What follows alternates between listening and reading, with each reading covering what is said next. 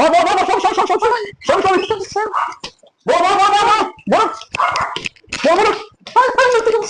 Socorro, socorro. Não. Abre essa porra. Não.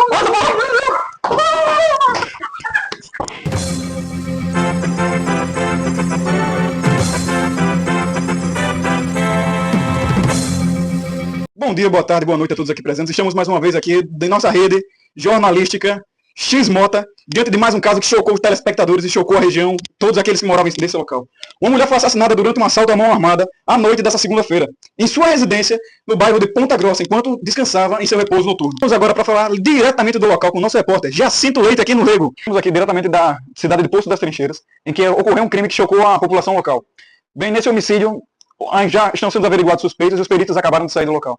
Bem, eu acho que é muito interessante nós trazermos como repórteres, sendo nossa função, que, dado a força desse crime, que chocou a população local, a relevância da perícia. Só uma formação introdutória para os telespectadores que ainda não conhecem. Sendo a perícia um meio de prova, em que se deve buscar provas para serem usadas no processo e para buscar-se indícios de autoria e de materialidade, que provavelmente, muito provavelmente nesse caso, darão início a uma ação penal pública incondicionada. Acho muito importante também ressaltar, para aqueles que estão aqui presentes, que telespectadores, melhor dizendo, que o STF e o STJ têm vários entendimentos sobre, predominantemente o STF, sobre a perícia, em que a falta do instrumento do crime, o que ainda está sendo averiguado, mas o que provavelmente vai ser encontrado na localidade, perto na região, não pode incluir na nulidade da perícia. Outro ponto muito interessante é que o STF, assim como outros meios muito sérios, deve se buscar sempre pelo máximo de validade dos meios necessários e realizados para a perícia. Isso vai ter que ser muito prezado, dado que qualquer erro pode acabar decorrendo na culpa de um suspeito que não está envolvido diretamente sobre o caso. Outro ponto que também devemos falar, que eu suponho que seja de suma importância para todos aqui que estão telespectadores ao vivo, é que a falta da perícia não vai anular o processo quando for evidenciada pela confissão ou pela prova testemunhal. Agradeço a todos e passo para o perito. Bom, perito, segundo Fernando Capriz, ele é um auxiliar de justiça que atua com independência, imparcialidade, né? Trabalhando aí com um alcance que não está ao alcance do juiz. Nisso, existem algumas categorias de perito. Existe o perito oficial, que geralmente é o servidor público. O perito nomeado, que o juiz ele designa quando não há o perito oficial disponível. Existe o perito particular, que ele é contratado pelas partes para o processo judicial. E existe também o assistente técnico, que ele atua dentro do processo para a parte. Nisso, o perito ele deve ser imparcial. E ele está impedido se tiver algum tipo de vínculo com as partes ou algum tipo de interesse. O NUT, ele destaca que, havendo suspeição ou impedimento do perito, o laudo ele pode ser até anulado. Bom, a perícia ela é considerada um meio de prova conforme está no artigo 158 do Código de Processo Penal. Para o CAPES, a prova do perito, né, a perícia no caso, ela possui uma natureza subsidiária, sendo realizada quando os fatos não podem ser esclarecidos apenas com a prova testemunhal. Bom, as intervenções corporais, como os exames físicos ou de sangue, ela só pode ser feita com autorização judicial, respeitando aí a dignidade humana. O NUT, ele ressalta que a dignidade do acusado, ela deve ser sempre preservada.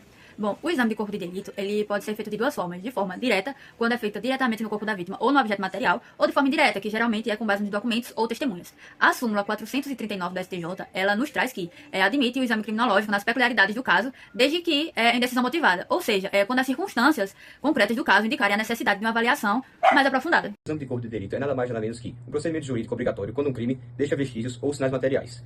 Ele visa comprovar a materialidade do crime, ou seja, que o crime realmente ocorreu, através da análise de vestígios. Este exame é realizado por peritos oficiais, que podem ser médicos legistas ou especialistas, e é essencial para o processo penal. E ele se divide em dois tipos: os crimes de frato transeunte, que são aqueles que não deixam vestígios materiais após sua prática. Por exemplo, a injúria cometida verbalmente, ou a injúria verbal não deixa rastro, como a lesão física, e sua materialidade pode ser provada por meio de testemunhas, confissão ou outros meios de prova. E os crimes de frato permanente, que são aqueles que por sua natureza deixam vestígios que podem ser constatados pela perícia, como a falsificação de documentos, o estupro ou a lesão corporal. Já as outras classificações do exame de corpo de delito são o exame de corpo de delito direto, que é realizado diretamente sobre os vestígios materiais do crime, que são aqueles que deixam traços visíveis da ocorrência. Nele, os peritos examinam o local do crime, coletam amostras e realizam análises científicas para comprovar a materialidade do crime. Alguns exemplos são análise de manchas de sangue, exame de objetos encontrados no local e análise de armas utilizadas. Já o exame de corpo de delito indireto é quando os vestígios materiais não estão mais presentes ou são insuficientes para comprovar a materialidade do crime. O exame direto utiliza outros meios de prova para alcançar esses objetivos. O exame direto pode ser baseado em depoimentos de testemunhas, em documentos como fichas médicas ou em outras provas que possam comprovar a ocorrência do crime. O exemplo é o testemunho de uma pessoa que presenciou um crime, fichas médicas de uma vítima de agressão, fotografias ou vídeos do local do crime. Nos crimes que deixam vestígios materiais, como os previstos no artigo 158, 167 e 534 do Código de Processo Penal, o exame de corpo de delito é indispensável e não pode ser substituído por outras formas, como a confissão do acusado, com exceção dos casos em que os registros tenham desaparecido.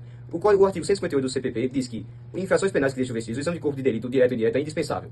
Já a confissão do acusado não substitui o exame de corpo de delito. Já o artigo 167 prevê que, se os vestígios tiverem desaparecido, a prova testemunhal poderá suprir a falta do exame de corpo de delito. E, por fim, o artigo 564, inciso 3, a linha B do CPP, diz que a ausência do exame de corpo de delito em crimes que deixam vestígios é nulidade do processo, a menos que os vestígios tenham desaparecido.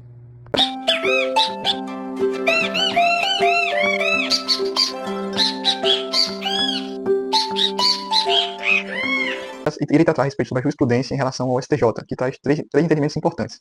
O primeiro é um recurso especial, o segundo é um habeas corpus e o terceiro é um agravo ao recurso especial.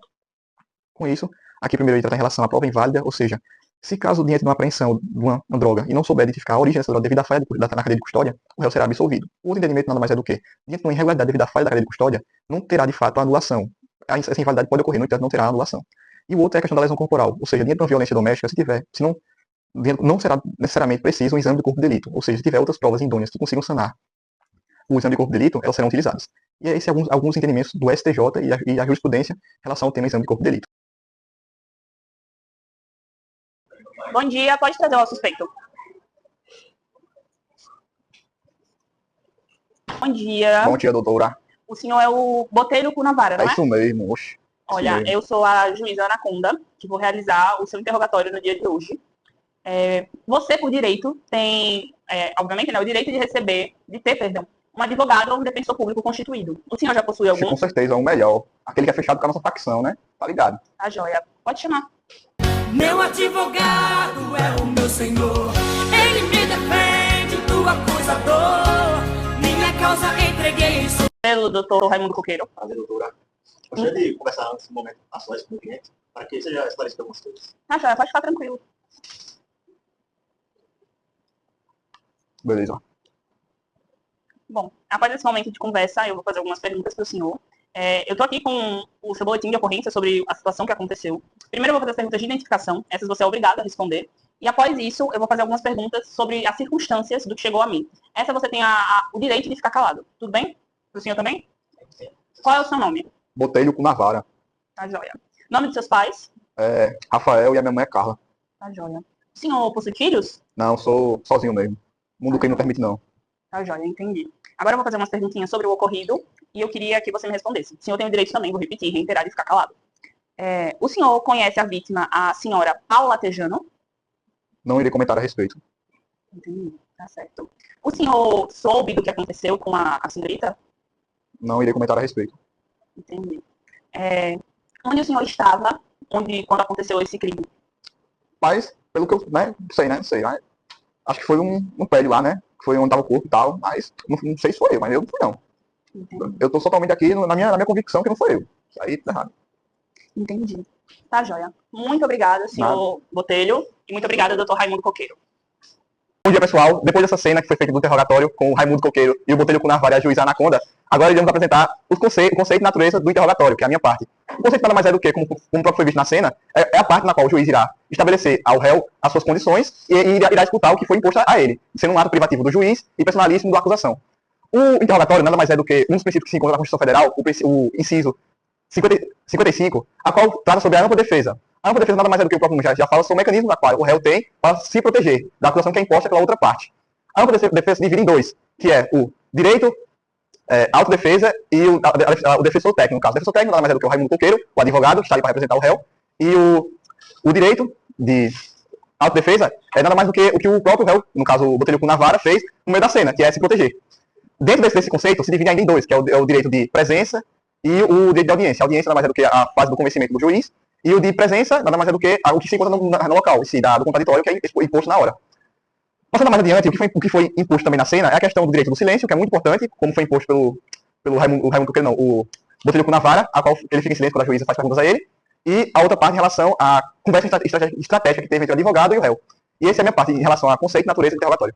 Sobre o interrogatório, em suas disposições legais e sua disposição geral, acho muito importante ressaltar, tendo em vista que foi apresentado o que foi disposto, que o interrogatório ele nasce também com um meio, não somente como um meio de prova, mas também como um meio de defesa a ser suscitado pelo réu, em que ele vai apresentar sua versão sobre os fatos que já foi disposto pelos meus outros colegas. De forma mais sucinta, o interrogatório, dado o artigo 400, 402, 411 e o 513 do Código de Processo Penal, é uma interpretação desses artigos. O interrogatório nasce com meio de defesa, além de ser meio de prova, com meio de defesa.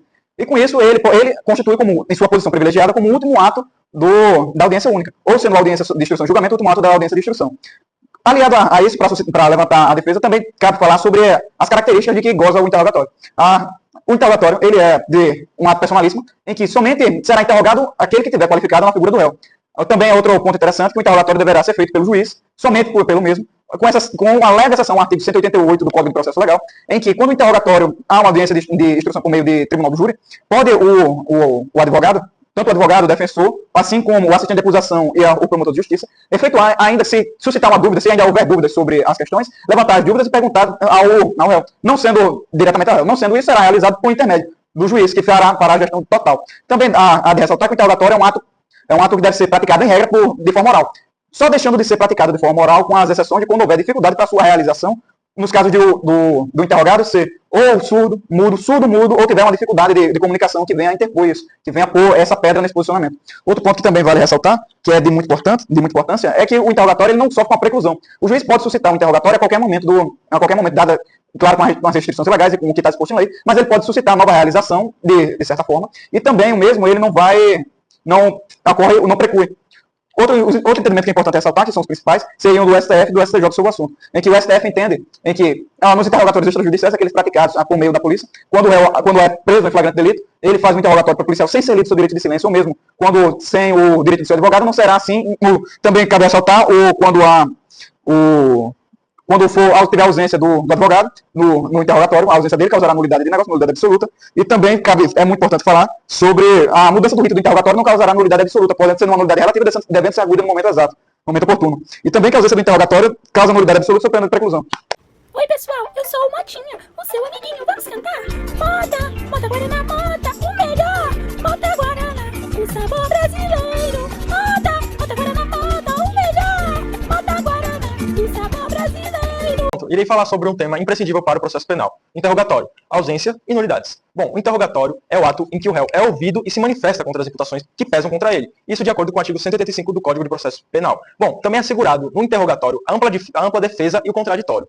Bom, mas o que acontece se o interrogatório não for feito de uma forma correta? Ou se ele quando não ocorre? Bom, nós temos a ausência. A ausência é quando nós vamos ter um acusado que ele está revel. O que significa isso? Quando ele não comparece na audiência ou quando não constitui advogado. E além disso, nós temos a ausência em relação ao juiz determinar uma oitiva anteriormente à audiência em que não se precisa ser realizado o interrogatório. Bom, essa é uma causa de nulidade relativa, mas não é realmente uma causa de nulidade. Uma causa de nulidade absoluta seria no caso da nulidade do interrogatório, que é quando há uma infração, a infração mesmo no interrogatório do acusado, em que viola os princípios constitucionais, a livre manifestação, ou quando, por exemplo, o interrogado ele não constitui defensor, enfim. E também trouxe aqui algumas súmulas muito importantes que destacam o papel e a sua função muito importante no processo, que seria o informativo 636 do STF, que ele fala da modificação do rito. Bom, trouxe aqui alguma jurisprudência do STF e também um habeas corpus para reiterar esse assunto. Bom, temos o informativo 636 do STF, que ele fala da modificação do rito. O interrogatório, ele sempre tem um rito padrão, porém, a modificação desse rito não acarreta nulidade. E nós temos o habeas corpus, o HC de 22.219 de 2019, em que a ausência do interrogatório não causa nulidade absoluta sob pena de preclusão. Um pouquinho hoje sobre as espécies de interrogatório. Basicamente, existem 4 espécies de interrogatório: a por videoconferência, a do réu revel, o do tribunal do júri, que é subdividido em 2, e, por fim, a do qual réu delator. Bom, basicamente, por videoconferência, ela é fundamentada pelo 185, parágrafo 2º do CPP. Ela foi regulamentada pela Lei 11.900 de 2009. Ela deve ser utilizada como exceção e não como regra, porque, basicamente, existem 4 motivos para ela ser utilizada. Quando o réu é de alta periculosidade, e por conta disso é um risco à segurança pública, o impedimento do réu de comparecer no local do interrogatório, a necessidade de agilizar o processo penal e, por fim, para a prevenção de doenças contagiosas, como aconteceu na época da Covid. Todas as audiências de todos os interrogatórios de videoconferência devem ser fundamentados. E, por isso, o Auri faz uma crítica em relação a isso, que hoje em dia não está sendo assim que ocorre na prática. Bom, para ser por videoconferência, precisa permanecer todos os direitos do réu, independente de ser presencialmente ou virtual, de ser uma audiência simultânea e com direito à defesa, ao contraditório e todos os direitos garantidos. Já a questão do réu revel, ele é fundamentado no artigo 367 e 265 do CPP, que fala que quando o réu, que foi citado pessoalmente, não comparece ao interrogatório, nem constitui um advogado, o processo segue basicamente à revelia, mas o interrogatório é dispensado. E isso não gera nulidade no processo, porque hoje em dia já é um entendimento pacificado dos tribunais, de acordo com o STJ.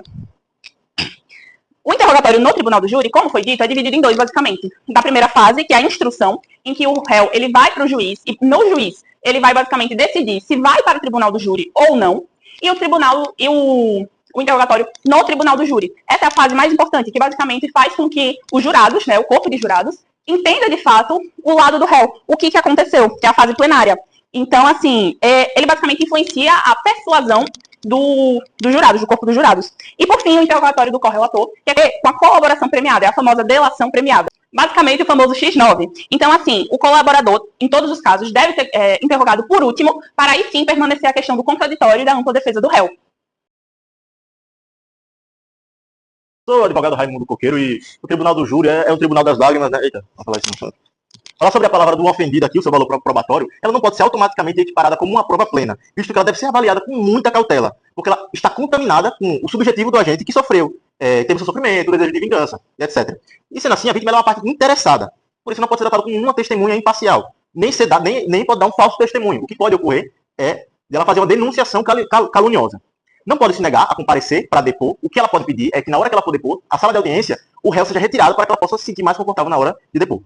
Bom, a sua necessidade de corroboração, a jurisprudência tradicional, traz que valoriza mais, muitas vezes, a palavra da vítima sendo suficiente para que haja uma condenação. Principalmente nos casos contra patrimônio, seguido mediante violência ou grave ameaça, crimes sexuais e os crimes de violência doméstica.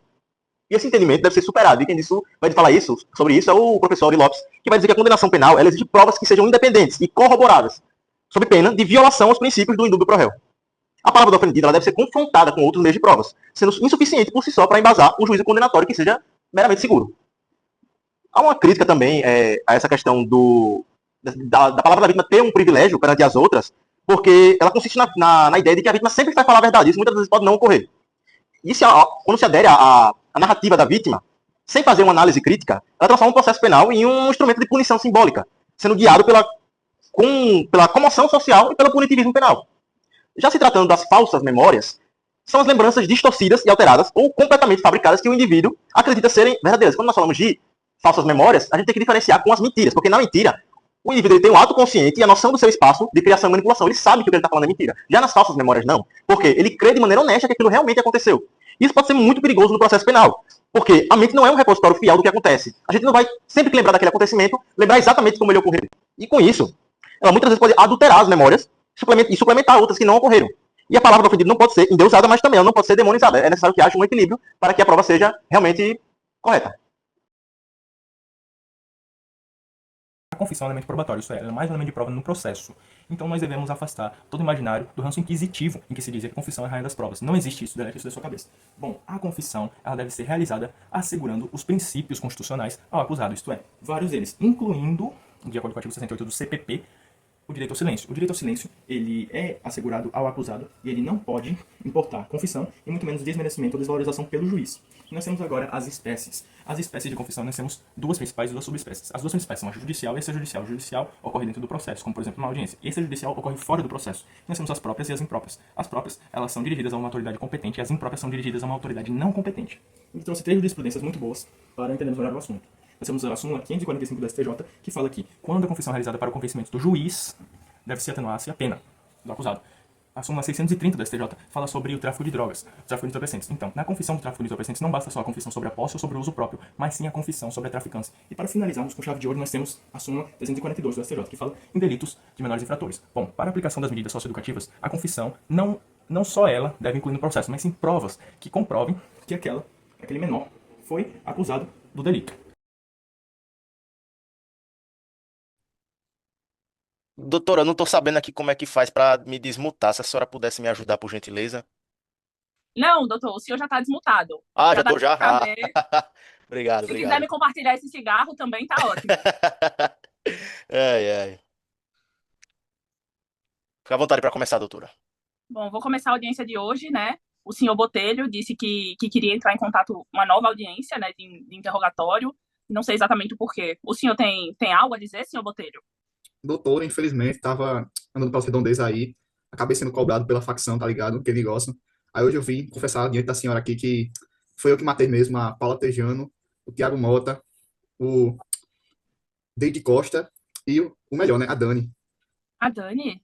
Que A Dani? Dani, a Dani